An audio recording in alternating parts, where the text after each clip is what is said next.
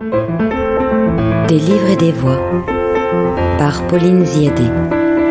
Aujourd'hui, rencontre avec Mathieu Lépine. Mathieu Lépine. Bonjour à tous, nous sommes aujourd'hui avec Mathieu Lépine, auteur montreuillois et professeur d'histoire-géographie au collège Le Nain-Tillemont, toujours à Montreuil, qui a écrit L'hécatombe invisible. Deux mots forts, j'imagine, choisis. De quelle hécatombe parlons-nous ? Pourquoi est-elle invisible ? Et pourquoi vous êtes-vous intéressé à ce sujet, Mathieu Lépine ? Bonjour. Bonjour, alors le sujet qui nous intéresse, ce sont les accidents du travail. Moi, j'ai commencé à m'intéresser à ce sujet en 2016, suite à une polémique provoquée par des propos d'Emmanuel Macron, qui à l'époque était ministre de l'économie et qui avait déclaré qu'au sein de l'entreprise, l'entrepreneur est celui qui prend tous les risques parce qu'il peut tout perdre lui. Et ce tout perdre lui avait à l'époque déclenché une polémique et a déclenché en moi, pour le coup, un intérêt pour cette question. Et c'est à ce moment-là que j'ai commencé à m'y intéresser, à me renseigner et à mener de premiers recensements de ces accidents en France à travers la presse quotidienne régionale en ligne. Puis, en janvier 2019, les morts consécutives de Franck Page, un jeune livreur Uber Eats de 19 ans, et de Michel Brahim, un ouvrier auto-entrepreneur de 68 ans, m'ont, à titre personnel, choqué, bouleversé, et m'ont fait me dire qu'il fallait que j'essaye de rendre tout cela beaucoup plus visible. Et c'est à ce moment qu'à la manière de ce que faisait David Dufresne sur les violences policières, j'ai lancé un compte Twitter pour recenser quotidiennement les accidents du travail, ce que je fais maintenant depuis plus de 4 ans. Avant vous, est-ce que ces accidents du travail avaient déjà été recensés ? Alors, en fait, dès qu'un accident du travail survient, il doit être déclaré. Si on est salarié, par exemple, du secteur privé, à la CPAM, qui elle-même, du coup, mène un travail ensuite sur tous ces chiffres, une forme de recensement. Le problème, c'est que ces chiffres, ils apparaissent très tardivement, plus d'1 an après les faits, dans un tableau. Ce sont que des chiffres. Moi, ce que je voulais, c'était déjà donner une dimension humaine à cette question et démontrer que derrière chaque accident, c'est pas un chiffre, c'est une personne, c'est une vie, c'est une famille aussi qui est bouleversée. Et donc, c'est ce travail que j'ai décidé de mener. Après, l'intérêt de ce que j'ai fait aussi, de ce que je continue de faire, c'est de présenter ces accidents, de les recenser quotidiennement. C'est-à-dire de démontrer que c'est pas une fois par an qu'on s'intéresse à cette question. C'est tous les jours qu'en France, des gens sont victimes d'accidents du travail. Parfois des accidents qui emmènent peu de séquelles, parfois des accidents très graves. C'est 40 000 accidents du travail en France qui amènent à une incapacité permanente. Et alors là, le chiffre du nombre de morts, il est beaucoup plus compliqué à avoir parce qu'en fait, chaque régime de la sécurité sociale a ses propres chiffres, mais que bizarrement en France, on a personne qui est capable de prendre l'ensemble des chiffres pour en faire un bilan exhaustif, si je peux dire ça comme ça.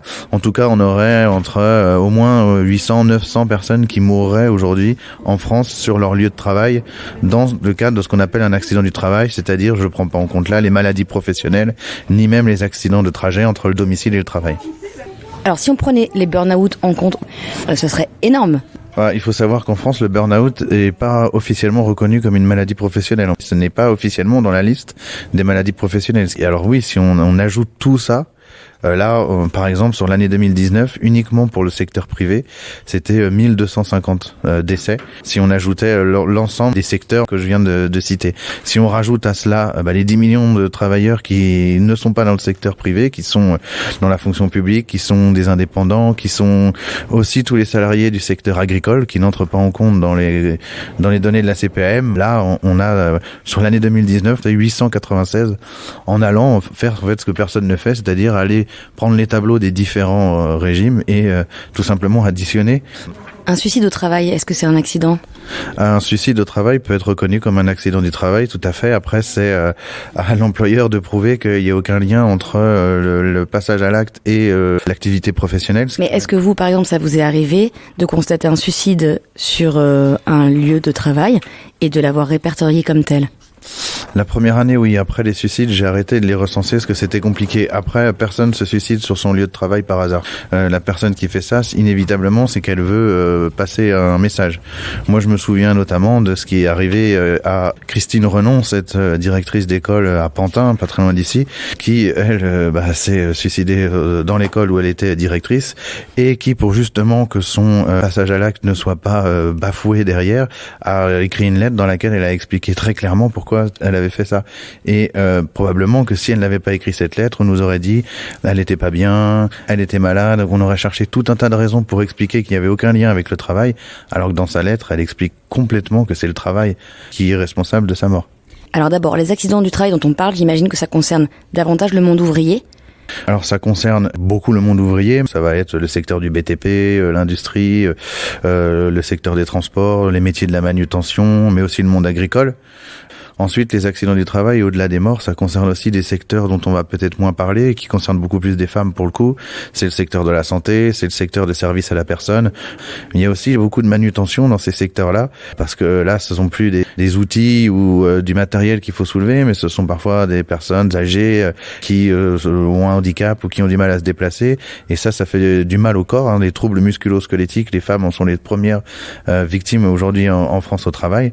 On parle aussi des marins pêcheurs, des métiers du bûcheronnage, des métiers dont on parle peut-être moins, qui sont moins visibles, mais qui sont très surreprésentés parmi, en tout cas, les morts. Les accidentés. Oui. L'invisibilité viendrait-elle de ces secteurs d'activité justement qui sont les moins reconnus, les moins rémunérés, et donc dont les accidentés du coup passent un petit peu à l'as?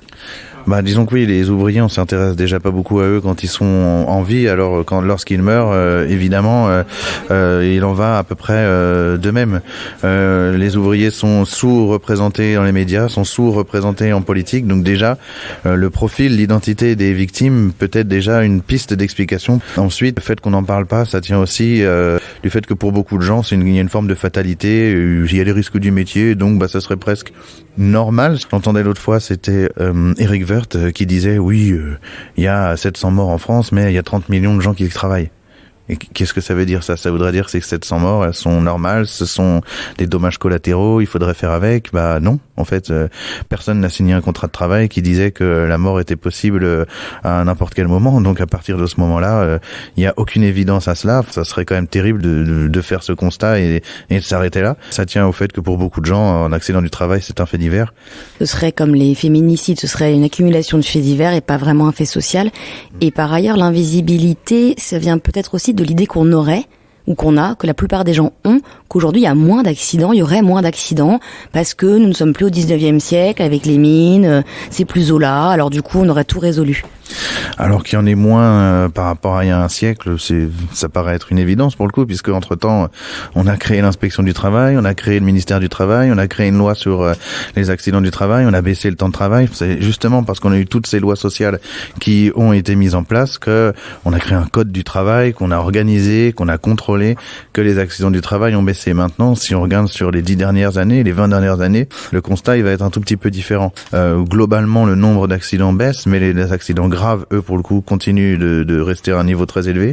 Les morts, eux, restent à un niveau très élevé, voire même, il y a eu une grosse augmentation sur les 10 dernières années. En 2019, la France était quand même le pays d'Europe où la mort au travail était la plus importante. Et puis il y a des nouveaux travaux aussi qui sont éminemment dangereux. Là, je pense aux jeunes gens qu'on voit sur les trottinettes, sur les vélos, sous la pluie, par tous les temps, qui sont pas couverts, j'imagine, par une législation du travail très audacieuse et qui, par ailleurs, prennent des risques. Le monde du travail, il a complètement changé depuis 20 ans. C'est le recours à des travailleurs intérimaires, énormément à la sous-traitance, à des travailleurs de l'Union européenne, des travailleurs détachés, et depuis en effet une dizaine d'années aux travailleurs uberisés. En fait, l'uberisation, c'est l'aboutissement total de ce projet qui est de dire que les employeurs ne sont responsables de rien de ce qui se passe, et en fait, celui qui travaille est le seul responsable, l'unique responsable de ce qui va lui arriver, et de laisser les gens se débrouiller tout seuls. Comme ça, lorsque l'accident survient, hop, on est responsable de rien. Moi, les 2 accidents qui m'ont fait me lancer dans ce travail, c'était, je l'ai dit tout à l'heure, Michel Brahim, il était ouvrier auto-entrepreneur, Franck Page, il était livreur pour Uber. Tous les 2 ne sont pas comptabilisés en France dans les statistiques des accidents du travail parce que justement, ils avaient ce statut qui n'est absolument pas un statut protecteur, contrairement à ce qu'on voudrait le faire croire. Merci beaucoup Mathieu Lépine. Hécatombe invisible est sorti le 10 mars et j'en conseille à toutes et tous la lecture. Merci beaucoup. Merci. C'était Des livres et des voix par Pauline Ziadé. Aujourd'hui, rencontre avec Mathieu Lépine. Mathieu Lépine.